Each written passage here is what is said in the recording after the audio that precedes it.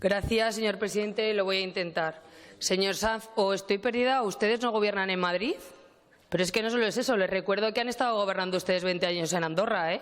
Podrían haber hecho también algo. Bueno, señor Aliaga, gracias. Y gracias porque si de alguien he aprendido con respecto a este tema es de usted. Tema complejo, por cierto. Y eso que yo he crecido bajo el humo de esa central térmica. Gracias por estar siempre al lado de nuestro problema.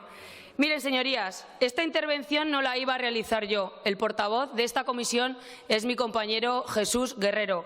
Pero hoy sí, hoy debo intervenir en uno de los temas que más me afectan y que más me duelen. Y con el permiso del señor Urquizu voy a hacer mías unas palabras suyas. Y es que, señorías, ustedes hablan en todos los foros del cierre de la central térmica de Andorra, menos con los afectados por el cierre de la misma. Llevo aquí en este Parlamento desde que se constituyó y nadie ha hablado conmigo y les puedo asegurar que soy una de las afectadas.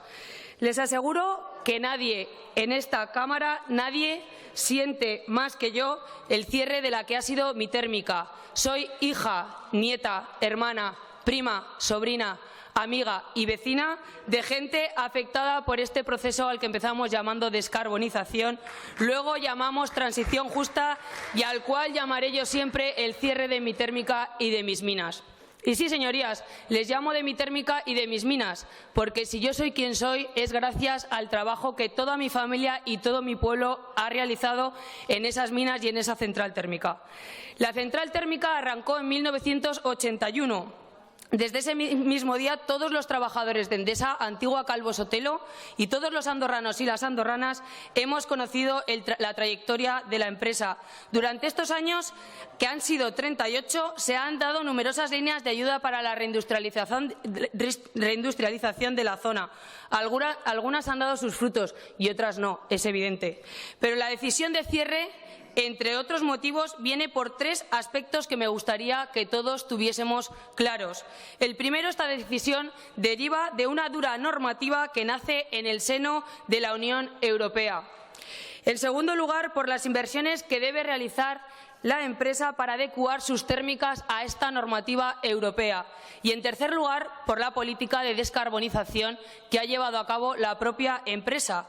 Les recuerdo algunas de las zonas donde se sitúan estas centrales térmicas, que son As Pontes Carboneras, Compostilla y Andorra. Señorías, en estas localidades la empresa decidió comenzar el plan de inversiones para adecuar sus centrales. En la actualidad han decidido cerrarlas.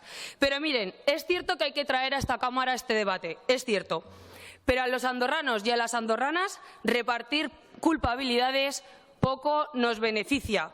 Ya poco nos va a solucionar decir más fuerte o más alto quién puso la fecha de cierre. Lo que verdaderamente nos importa es encontrar soluciones para que el proceso de transición sea lo más justa posible. Creo que no es justo decir que no se está haciendo nada.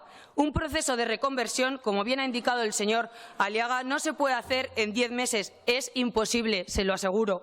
Y creo que en sus explicaciones ha dejado bastante claro todo el trabajo que se está llevando a cabo.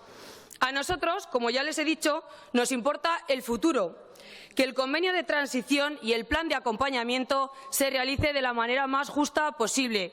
Y en eso es donde estará trabajando el Partido Aragonés, no ahora, como lo ha hecho siempre. Han recordado ustedes algunos ejemplos. Es cierto, Cemes construyó una planta de cemento en 2007. Otras empresas que han nombrado han sido Papsa, Castelo. Sí, Cemes la realizó con ayudas Miner. Saben el estado de estas empresas, ¿no? Cerradas, con la consecuente devolución de las ayudas. Y así les podría enumerar unas cuantas más. Les aseguro que cuando una empresa decide cerrar su actividad, poco podemos hacer un concejal, un consejero o el propio Gobierno de Aragón. Por suerte o por desgracia, esto es lo que tiene la empresa privada: la libre competencia e instalación de sus plantas y fábricas donde más les interese. Estamos ante un reto humano y económico de grandes dimensiones que requiere de tiempo, tesón, paciencia y convicción. Diversificar la economía de una comarca que ha vivido el trabajo de la central y de la mina principalmente no se hace en unos meses.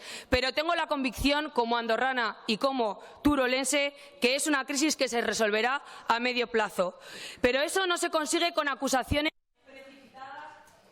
presidente, en los medios de comunicación, haciendo afirmaciones como ni una sola medida económica, ni social, ni presupuestaria, y criticando la falta de estrategia y ambición.